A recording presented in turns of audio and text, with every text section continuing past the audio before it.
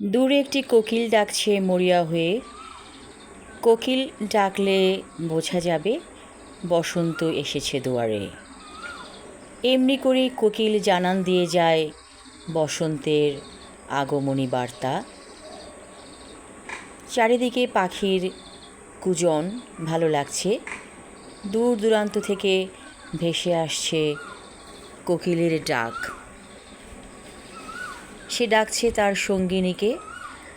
আমরা জানতাম একসময়, শুধু আমি না, অনেকেই জানতো যে মহিলা কোকিল বুঝি ডাকে। আসলে কথাটা ঠিক না, কথাটা হচ্ছে পুরুষ কোকিল ডাকে নারী কোকিলকে।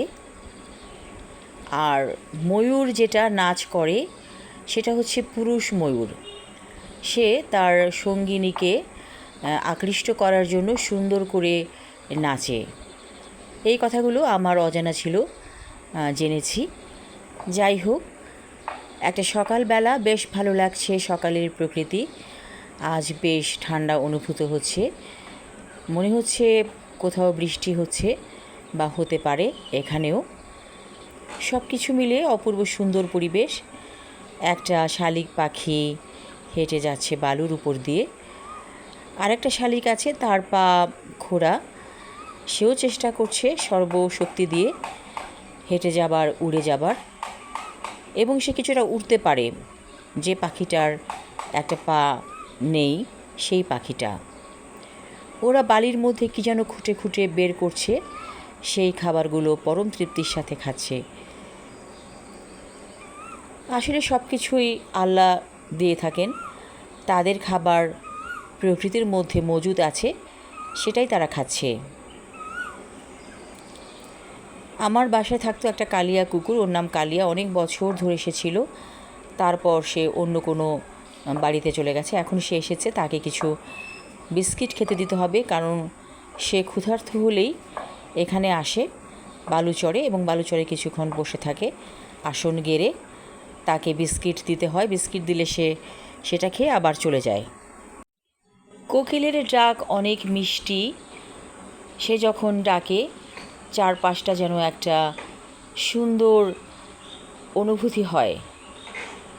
এক অজানা অনুভূতি।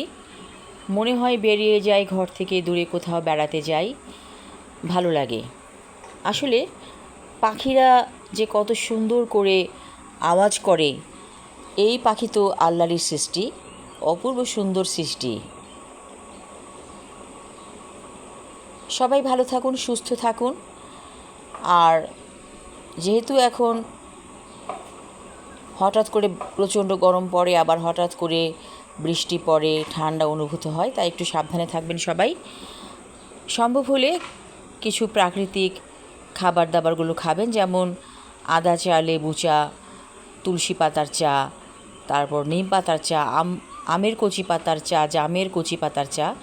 এগুলো কিন্তু শরীরকে অনেক সুস্থ রাখে, তো সেগুলো খেতে চেষ্টা করবেন। আর বাজারে মিনি প্যাক পাওয়া যায়, যেমন কাঁচা হলুদের চা যদি আমরা খেতে চাই, সেটা তো আমরা সবসময় নাও পেতে পারি কাছে। এগুলো মিনি প্যাক পাওয়া যায় হলুদের গুঁড়ার।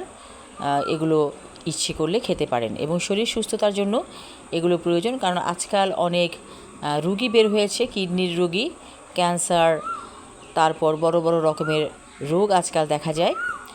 এই রোগের প্রতিষেধক হিসেবে কাজ করবে এই প্রাকৃতিক উপায়ে তৈরি চাগুলো। এবং আমরা যে চা পান করি, পাতার চা, সেটাও কিন্তু ভালো, কিন্তু দুধ মিশ্রিত করলে সেটা ভালো না। ইচ্ছে করলে আপনি মাঝে মাঝে খেতে পারেন দুধ চা, কিন্তু বেশিরভাগ সময় আপনি হালকা লিকার চাটা খাবেন। এটা অনেক অঞ্চলে ফিকে চা বলে, যেমন যশোর অঞ্চলের মানুষেরা এই লাল চাকে বলে ফিকে চা। তো ফিকে চা কথাটা কিন্তু সুন্দর। তো যেই চাই হোক, লাল চা, তেজপাতার চা অথবা ফিকে চা, সেটাও খাবেন, ভালো শরীরের জন্য। সবাই ভালো থাকুন, সুস্থ থাকুন, এই শুভ কামনা করছি। ধন্যবাদ।